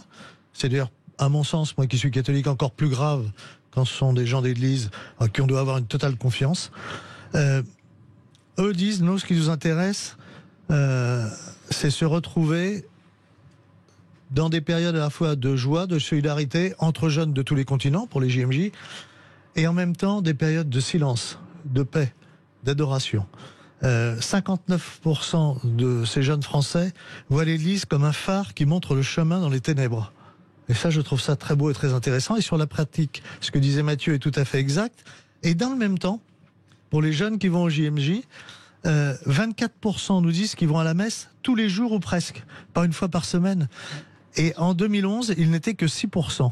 C'est-à-dire qu'on voit qu'il y a une minorité chrétienne et catholique qui ressort dans les nouvelles générations, qui est de plus en plus attachée aux fondamentaux de l'Église. On l'a vu avec le pèlerinage de Chartres qui a surpris tout le monde.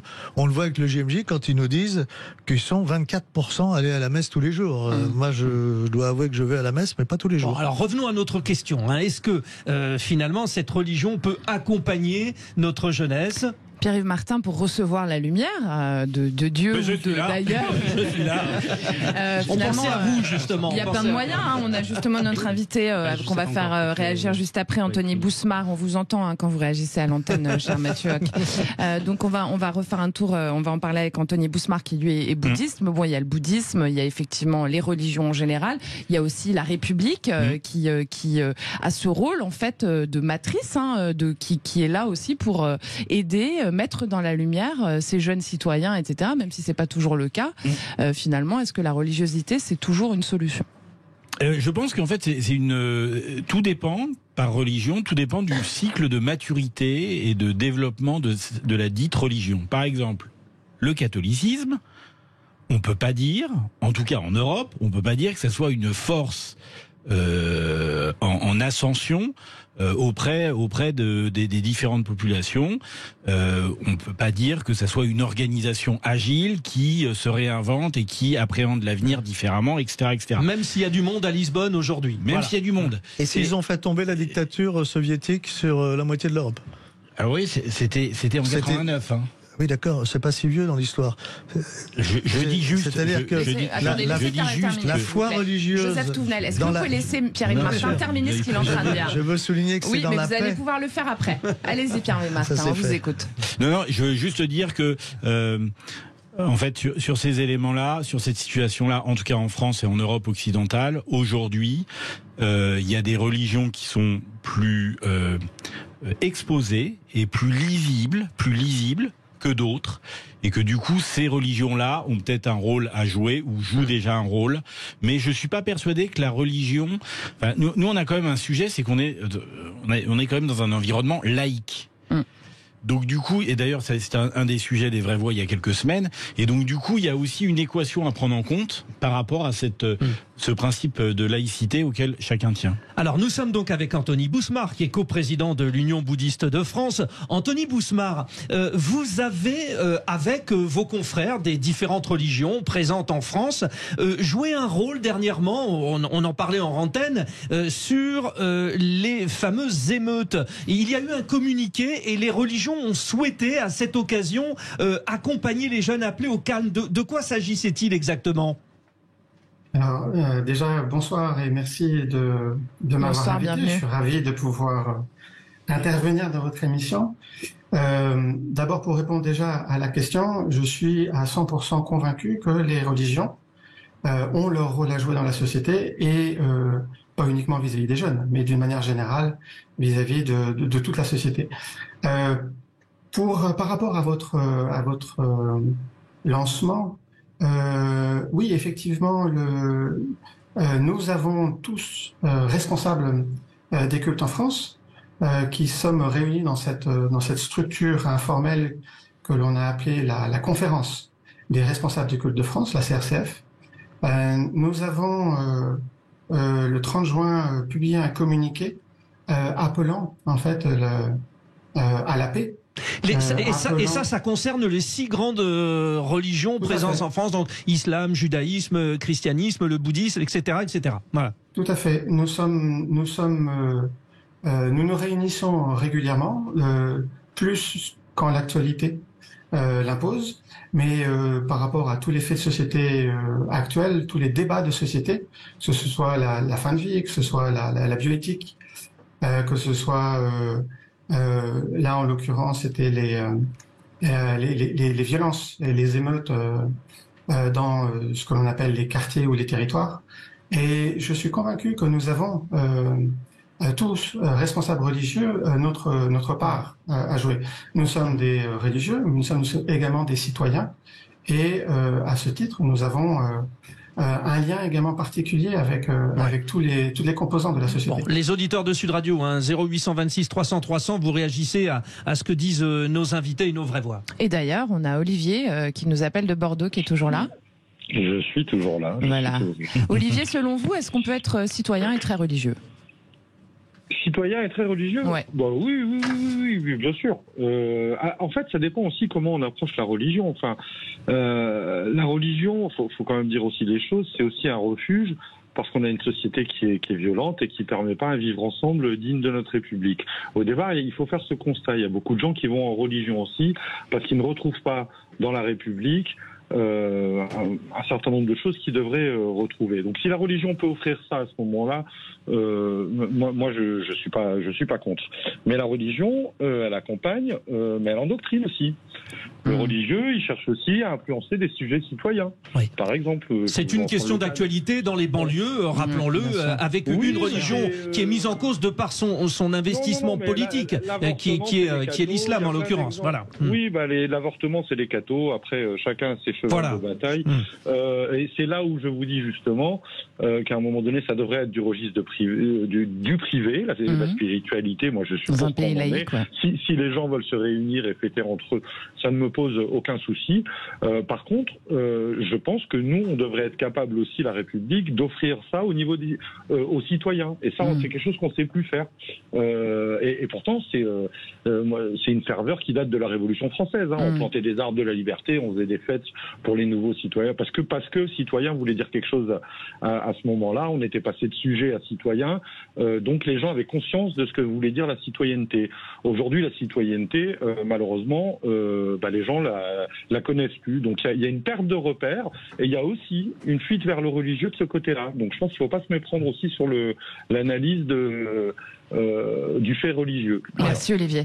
Mathieu, je voudrais que vous nous donniez votre définition de la laïcité, en fait, pour qu'on comprenne comment la religion s'insère dans la République française. La laïcité, c'est la loi 1905, donc en fait c'est la séparation des églises, pas non que de l'Église catholique, des églises et de l'État, et donc à ce titre-là, en tant qu'individu, on a bien évidemment le droit de pratiquer notre foi dans l'espace privé, mais dès lors qu'on arrive vis-à-vis des autres personnes dans l'espace public, au niveau de l'État, on doit effectivement se plier à cette règle commune, en fait. Mais beaucoup de religions jouent un rôle auprès des jeunes. On a parlé des catholiques. Juste peut-être pour Anthony Bousmar, vous avez une démarche particulière concernant les jeunes dans la religion du bouddhisme. Oui, alors je voudrais quand même apporter ma pierre à la notion de laïcité, puisque j'ai l'impression quand même qu'il y a souvent un malentendu au niveau de cette laïcité. La laïcité, c'est effectivement la séparation des églises et de l'État, mais ce n'est pas la négation des religions. Et autant, effectivement, dans la loi de 1905, il est spécifié que la croyance, et pas la religion, c'est la croyance, doit rester dans la sphère de l'intime, du privé. Autant dans la loi également, il est également dit que elle peut s'exprimer dans l'espace public à condition de ne pas troubler l'ordre public.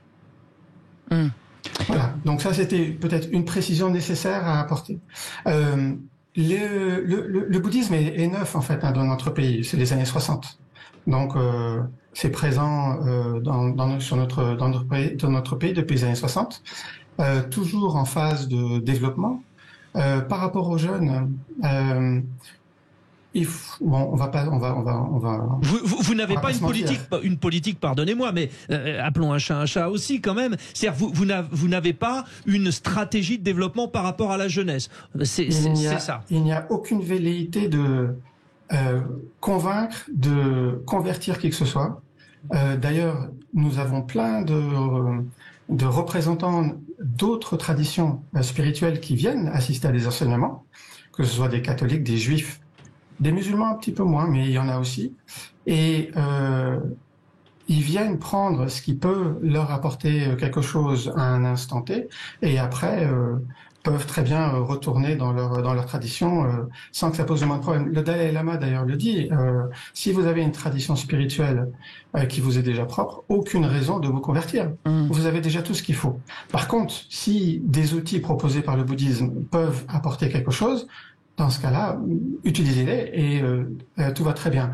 Donc, aucune velléité de convertir qui que ce soit, aucune démarche prosélyte, et donc, a fortiori, aucune démarche à destination particulièrement de la jeunesse. Des jeunes, ouais. Si la jeunesse est intéressée, elle vient.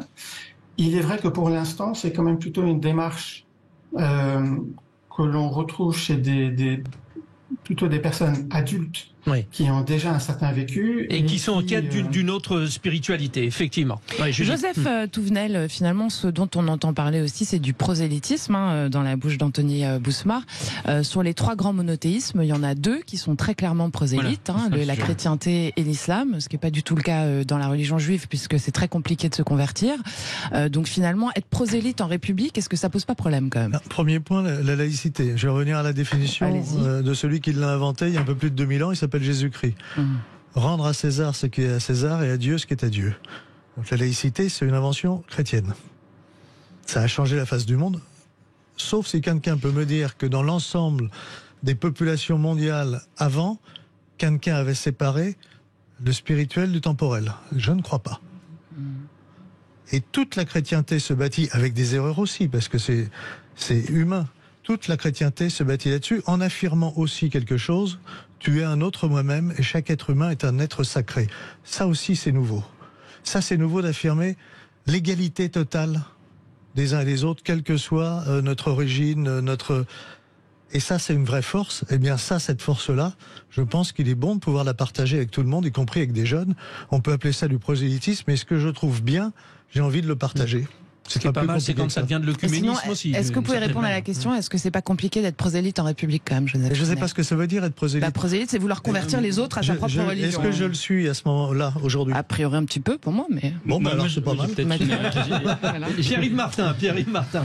Pourquoi vous montrez du doigt comme ça? Parce que pour bien vous faire comprendre que c'est à vous que je m'adresse. Parce qu'il n'avait pas compris. Le monsieur te dit d'intervenir. Parce que Pierre-Yves Martin était un peu loin de la chaise. Allez-y. Du micro, vous voulez dire.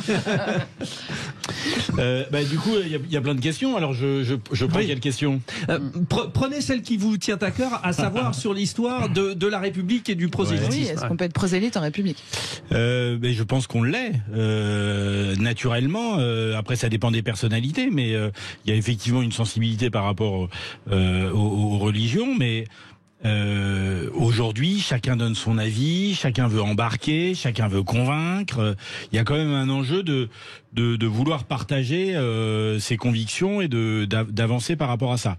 À la différence près que je distinguerais l'univers de l'école et l'univers du reste de la République. Je trouve que pour moi le vrai sujet, il est pas il est pas sur les trottoirs, il est pas dans la rue de tous les jours. Le vrai sujet, il est dans l'école. Et donc le point d'attention, il est par rapport à ça, pour faire en sorte que nos jeunes têtes pensantes puissent s'épanouir et grandir intelligemment et avec justesse. Et vous ne vouliez pas répondre en plus, parce que c'était génial de ce que vous venez de dire. Vous voyez, ça va. Comme quoi, il ne faut jamais désespérer. Vous ne nous décevez jamais, Pierre-Yves Martin. Mon cher Frédéric. Allez, merci beaucoup. Anthony Bousmar, co-président de l'Union bouddhiste de France. Donc on est d'accord, les auditeurs de Sud Radio disent non. Les auditeurs de Sud Radio, ils pensent que ils pensent que la religion peut aider, peut accompagner notre jeunesse. Ils disent oui à 73%, cher Frédéric. Voilà, mais c'était très intéressant de vous écouter tous les deux. Est-ce que je peux rajouter juste quelque chose? En 10 secondes, Anthony. En 10 secondes. La preuve que les religions ont leur rôle à jouer, c'est que pendant la période de confinement, s'il y a bien une orientation vers laquelle se sont dirigées les personnes pour trouver un soutien à ce phénomène tout à fait inexplicable et inexpliqué à l'époque, c'était la religion. Allez, ça sera le mot de la fin. Merci beaucoup. Vous restez avec nous, les vraies voix, et vous restez avec nous, vous, auditeurs de Sud Radio, parce qu'on va faire du bonheur. Ah oui, c'est les 5 minutes de bonheur. Allez, 0826 300 300. N'hésitez pas à nous appeler. À tout de suite. Les vraies voix de l'été Sud Radio, 17h-20h, Frédéric Brindel, Judith Belair. Va chercher bonheur, Frédéric. Je la fais à chaque fois, je l'adore. Non, mais je suis content qu'on ait choisi ce terme pour cette rubrique de 18h52. Votre rendez-vous de 18h50 précisément consacré à ces moments privilégiés de l'été. S'il est une activité qui reprend de plus belle en cet été maussade, c'est bien le cinéma. Un 7e art porté par des films à succès, du quasi jamais vu à cette époque de l'année. Voici les actualités heureuses de ce début août qui nous amènent ce soir dans les salles sombres. C'est subjectif la comédie, Murray. Imaginons un instant que vous soyez un homme malhonnête. Imaginons. Dans certaines circonstances, un producteur pourrait gagner plus d'argent avec un four qu'avec un succès. C'est décidé, je vais devenir pro. Et je crois avoir trouvé alors qu'il est le secret de mon bonheur. Une vie tranquille et retirée du monde à la campagne, puis le repos, la nature, les livres, la musique. Et on reçoit Fred Cavaillé, le réalisateur. Bonsoir Fred, bienvenue. Bonsoir. Oui, merci beaucoup. Bonsoir Judith. Bonsoir. Bonsoir, bienvenue Fred, très joli prénom. Oui, tout à fait. Alors Fred, un petit point pour nos auditeurs quand même. Vous avez fait votre premier long métrage en 2008 qui a cartonné. C'était Pour elle, c'était un thriller avec Vincent Lindon et Diane Kruger. Vous avez fait À bout portant, Mea culpa avec Vincent Lindon et Gilles Lelouch. Vous avez aussi fait de la comédie, Radin avec Danny Boone. Et puis bientôt votre long métrage qui va sortir en 2024, Les Chèvres. Donc autant dire que vous êtes très actif dans le cinéma. Alors Fred Cavaillé, on vous reçoit aujourd'hui pour faire un petit point justement. Bon, on est le mercredi, on est jour de sortie. C'est jour de cinéma. Voilà. Et du coup, faire un petit point sur cet engouement qui reprend pour le cinéma français actuellement. On observe un retour en salle, dans les salles obscures, ce qui doit vous rassurer quelque part, parce que la tendance n'était pas vers ça. Oui, non, c'est une très très bonne nouvelle après ce qu'on a traversé avec la pandémie et le temps que ça a mis à reprendre. Mais après, vous savez, je pense que ce qui fait aller au cinéma, c'est les films qui sont proposés. Et c'est vrai que là, depuis 6 mois, il y a une proposition de film qui donne envie aux spectateurs d'aller en salle. Là, même le mois dernier, par exemple, je crois que ça a battu des records. C'est-à-dire qu'il y a des films français et américains qui donnent envie aux gens de se déplacer pour aller en salle. Et ça, c'est bien parce que c'est vrai que toute la profession, on était un peu inquiets.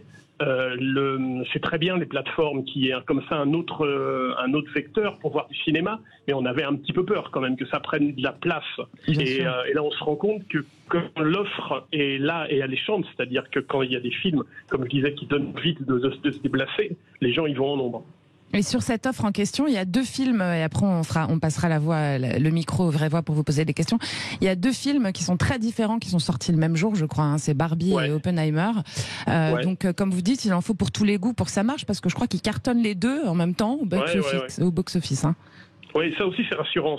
Ça c'est vraiment rassurant. C'est-à-dire que deux types de films différents peuvent aussi rencontrer le public et sans se faire concurrence. Mais vous savez, quand il y a une proposition comme ça qui donne envie d'aller en salle, je disais, les gens y vont. Après, ce qui est compliqué, c'est savoir ce qui donne envie d'aller en salle.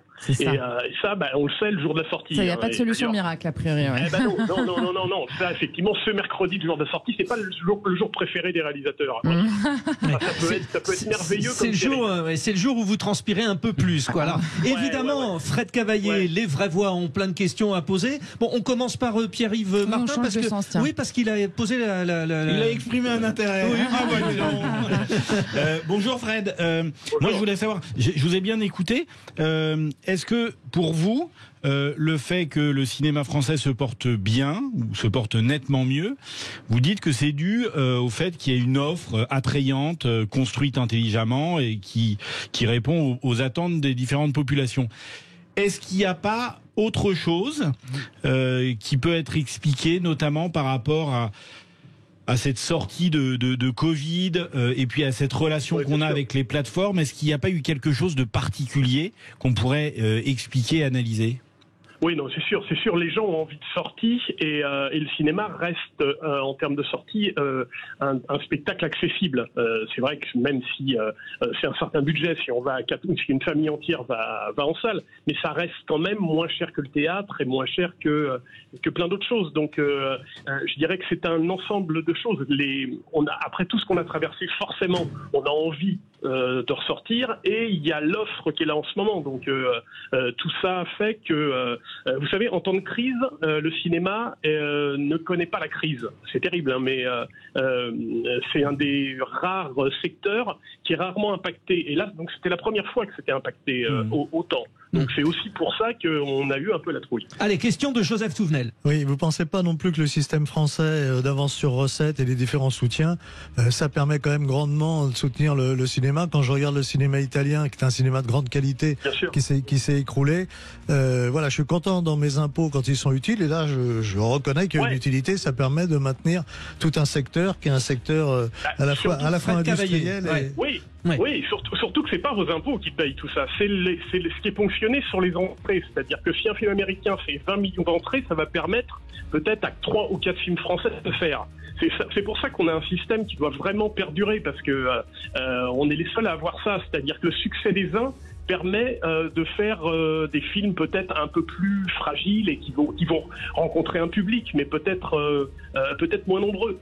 Donc tout ça fait qu'on a effectivement, on nous envie dans le monde entier. Vous prenez l'Italie, c'était quand même un cinéma extraordinaire, et s'ils avaient eu le même système que nous, il y aurait toujours. Il y a encore des films italiens formidables, hein, mais Mathieu, allez, très rapidement, juste pour la petite intervention de Mathieu Hoc. C'est question de prospective. Est-ce que on sait qu'il y a une économie de l'attention, une bagarre entre les différents acteurs culturels, notamment avec l'arrivée des plateformes. Est-ce qu'à moyen terme, vous êtes inquiet pour l'industrie du cinéma ? Non, je pense qu'il y a si on propose des films qui valent le coup d'aller en salle, les gens continueront à aller en salle. Et après, ça doit se compléter. C'est-à-dire, ce qui est intéressant, plus il y a de fenêtres de diffusion, plus ça permet d'avoir du financement pour faire des films. Et je dirais, ce qui va se passer, c'est qu'on fera des films à grand spectacle qui auront une vie en salle et après qui auront une vie sur les plateformes. Un peu comme la télévision il y a 10 ans, c'est-à-dire, enfin même il y a 40 ans, on a eu peur que la télévision tue le cinéma. Et ça n'a fait que aider à faire des films. Et je pense que les plateformes, ça va être la même chose. Super, merci vive Fred le Cavalier. cinéma. Je rappelle que vous êtes réalisateur et que votre prochain film, restez bien à l'écoute les auditeurs, c'est en 2024 et ça sera Les Chèvres. Merci de votre intervention aujourd'hui sur Sud Radio, Fred. C'était un plaisir. Avec plaisir, à bientôt. Et bien merci à nos 3 vraies voix du jour. Ils ont été excellents. Voilà, on vous les rappelle. Pierre-Yves Martin, le consultant, attention. Joseph Touvenel, directeur de la rédaction de Capital Social et secrétaire confédéral de la CFTC. Et Mathieu Hoc, du think tank Le Millénaire, le petit dernier. Et voilà. Il était excellent. Il a bien fait sa première, on adore. À suivre, on chers a encore mangé le chronomètre, nous. Comme d'habitude. Les vraies voix qui entreprennent, c'est tout de suite. Restez là.